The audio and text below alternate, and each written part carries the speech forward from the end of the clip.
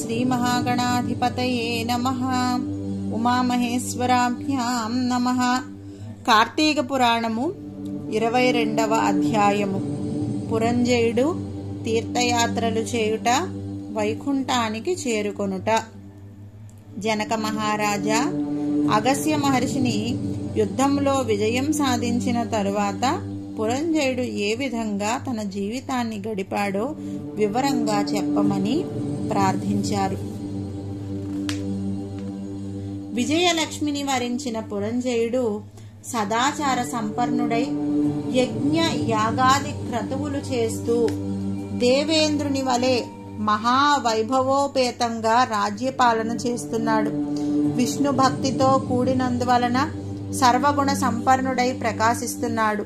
శ్రీహరిని ఏ కాలాలలో ఏ విధంగా అర్చించాలో తెలుసుకొని ఆ విధంగా ఆరాధన చేసేవాడు. ఎక్కడెక్కడ ఏ క్షేత్రాలున్నాయి, భక్తవరదుడైన హరి ఏ రూపాలలో వెలిగి అనుగ్రహిస్తున్నాడో యాత్రికులను మునులను అడిగి తెలుసుకునేవాడు.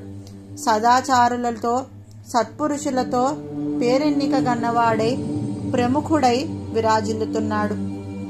ఎల్లప్పుడూ అవకాశం దొరుకుతుందా, ఏ క్షేత్రానికి వెళ్లి శ్రీహరిని సేవించుకుందామా అని నిరంతరము పరితపిస్తూ ఉండేవాడట పురంజయుడు.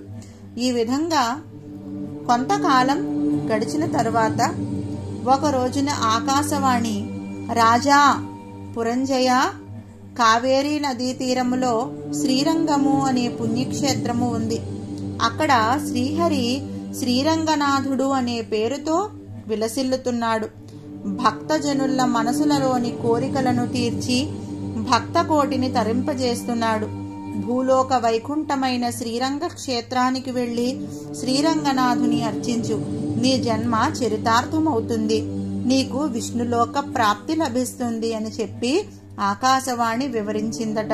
ఆ యొక్క ఆకాశవాణి మాటలు విన్న పురంజయుడు పులకించిపోయి రాజ్యభారాన్ని మంత్రులకు అప్పగించి శ్రీరంగం దర్శనానికి బయలుదేరాడు.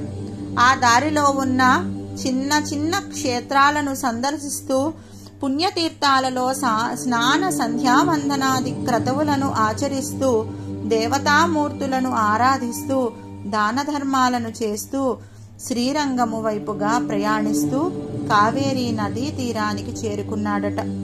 స్నాన దాన జప తప హోమ ఆరాధనలన్నింటినీ కూడా మిక్కిలి భక్తి శ్రద్ధలతో నిర్వహించాడు.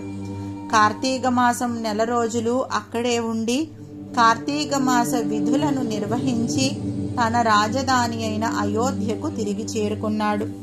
పురంజయుడు నిరంతరము శ్రీరంగ, వాసుదేవ, శ్రీహరి, లక్ష్మీవల్లభ, ఆపదోద్ధారక, శ్రీరంగనాథ అంటూ ఆ శ్రీహరి యొక్క ధ్యానాన్నే స్మరిస్తూ మంత్రి సామంతులతో సంప్రదిస్తూ రాజ్యాన్ని ప్రజారంగంగా పరిపాలిస్తూ క్రమంగా వైరాగ్యాన్ని పొందాడు. నిరంతరము హరినామ స్మరణను చేస్తూ కాలం గడుపుతున్నాడు. వయస్సు పెరిగి వార్ధక్యం మీద పడింది. భక్తి భావన కూడా పెరిగింది. కుమారునికి పట్టాభిషేకం చేసి పుత్ర పౌత్రాదులతో మమకారాన్ని చక్కగా తుంచుకుంటూ సమస్తము శ్రీహరే అని భావిస్తూ వానప్రస్థాశ్రమానికి స్వాగతం పలికాడు. తర్వాత శ్రీరంగానికి చేరుకున్నాడు.